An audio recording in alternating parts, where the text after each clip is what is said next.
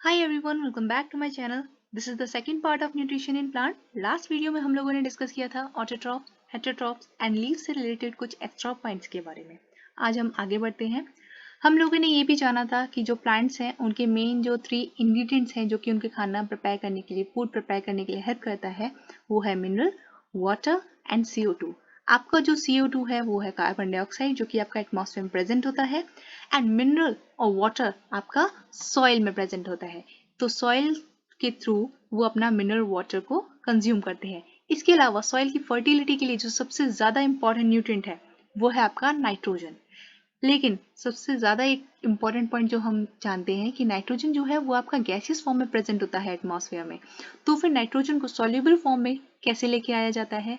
तो नाइट्रोजन को soluble form में, यूजेबल फॉर्म में जो कन्वर्ट करने का काम करता है वो है आपका rhizobium. Rhizobium is an bacteria जो कि हेल्प करता है नाइट्रोजन को गैसियस फॉर्म से सॉल्युबल फॉर्म में कन्वर्ट करने के लिए. इसके अलावा आप याद रख सकते हैं sun is the ultimate source of energy for all living organism.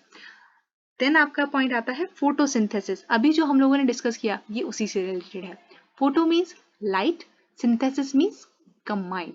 Light के थ्रू कंबाइन करके जो सारा प्रोसेस हुआ वही आपका क्या कहलाता है? फोटोसिंथेसिस कहलाता है. इसकी एक डेफिनेशन आप याद रख सकते हैं. Energy stored by the leaves and used to synthesize means prepare food from carbon dioxide and water. Since the synthesis of food occurs in the presence of sunlight, it is called photosynthesis. इसके साथ आपको 2 बहुत important point याद रखने हैं. वो है chlorophyll, water, carbon dioxide and sunlight. ये चारों बहुत नेसेसरी हैं फोटोसिंथेसिस के प्रोसेस को कैरी करने के लिए. क्लोरोफिल के बारे में हमने लास्ट वीडियो में डिस्कस किया था, आप चेक कर सकते हैं. Second point, the solar energy is captured by the leaves and stored in the plant in the form of food.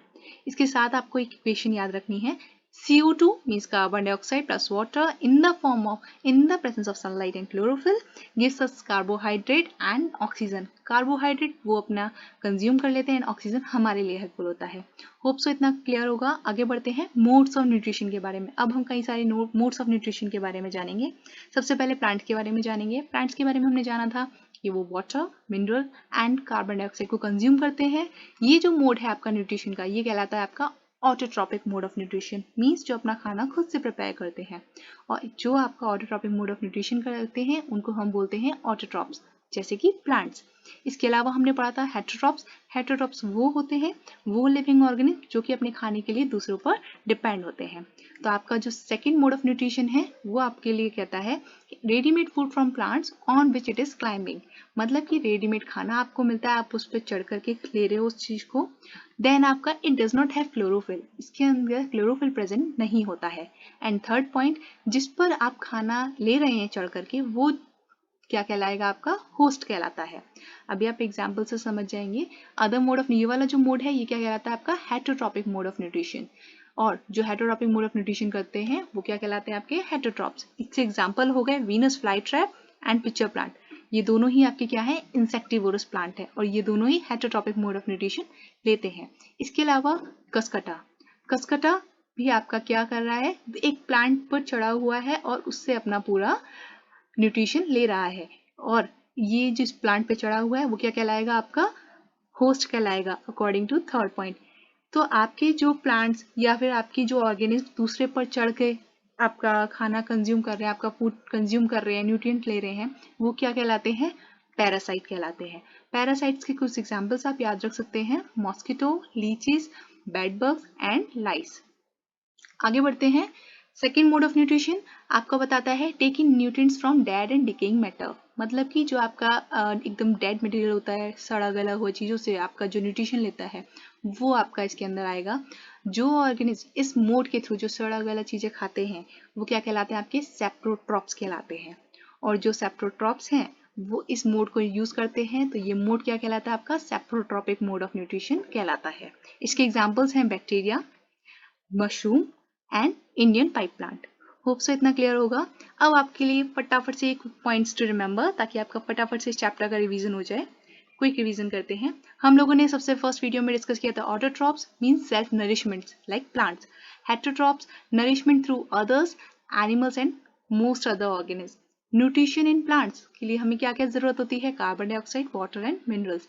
Photosynthesis के 4 जो एसेंशियल एलिमेंट्स थे वो थे chlorophyll, water, CO2 and sunlight.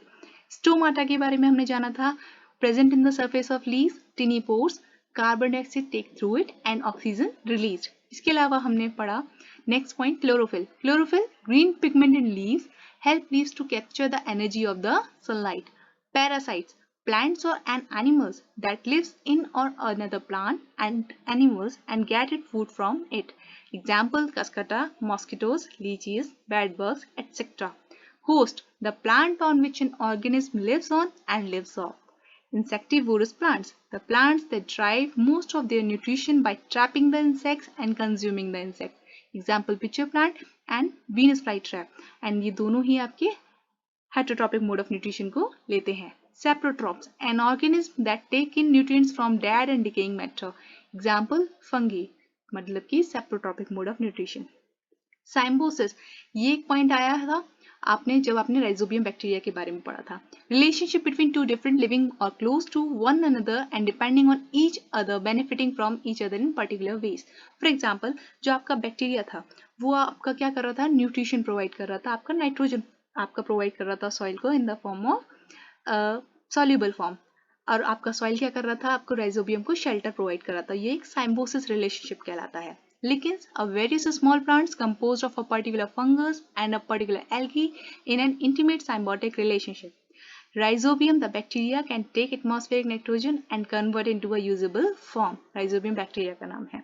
Hope so आपको ये वीडियो पसंद आया, और अगर आपको ये पसंद आए तो प्लीज़ लाइक कीजिएगा, सब्सक्राइब कीजिएगा एंड शेयर कीजिएगा. अगर आपके माइंड में कोई भी क्वेश्चन है तो आप मुझे मेल, फेसबुक, इंस्टाग्राम और टेलीग्राम पर फॉलो कर सकते हैं और मैसेज कर सकते हैं. बाय बाय, टेक केयर, मिलते हैं नेक्स्ट वीडियो में.